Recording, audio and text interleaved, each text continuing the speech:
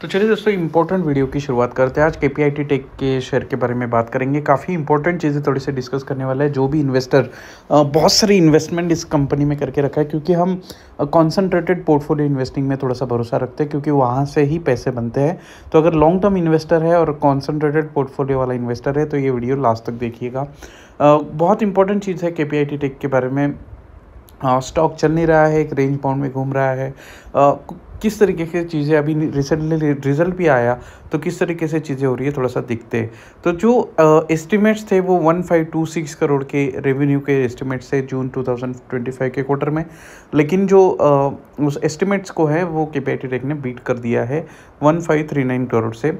Almost अच्छा खासा beat किया है, लेकिन जो नेट प्रॉफिट है इनका वो वहाँ पर बीट नहीं कर पाया केपीआईटी टेक। और ईपीएस जो है वो भी यहाँ पर बीट नहीं हुआ है उसकी वजह से।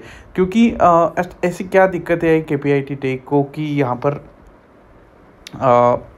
तो बोला जाता है कि करेंसी फ्लक्चुएशंस और फॉरेक्स लॉसेस की वजह से केपीआईटी टेक का थोड़ा सा मार्जिन प्रेशर आया है। क्योंकि प्रॉफिट डीप जो हुआ था वो जो एडवर्स करेंसी मूवमेंट्स थी यूएस डॉलर की और इंडियन रुपीस की, उसकी वजह से हुआ है। फॉरेक्स लॉसेस की वजह से वन टाइम इनकम नहीं आई। बहुत सारे जो एसोसिएटेड कंपनीज थी उनकी जो स्पेशल ट्रांजैक्शन हुए थे वो पिछली बार हुए थे, लेकिन इस बार वो इस क्वार्टर में नहीं हो पाए। ऑपरेशनल कॉस्ट इनके बड़े, जैसे कि टैलेंट एक्विजिशन हो गया, टेक्नोलॉजी हो गई, जो भी बिजनेस ऑपरेशन है उसमें यहाँ पर उनका जो है वो एक्सपेंस वहाँ पर ज़्यादा हो गया।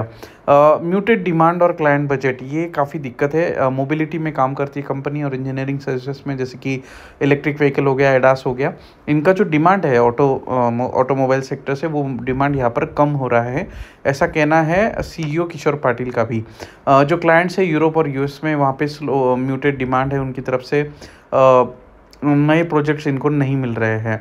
तो आईटी का हाल वैसे भी बुरा पड़ा हुआ है थोड़े से। ये जो 1-2 साल है वो थोड़े दिक्कत के हैं। ट्रम्प वहाँ पे टैरिफ लगा रहा है, लेकिन दिक्कतें आईटी कंपनीज के लिए आगे भी है। अदर इनकम का भी प्रेशर है, लोअर रहा है इनका अदर इनकम।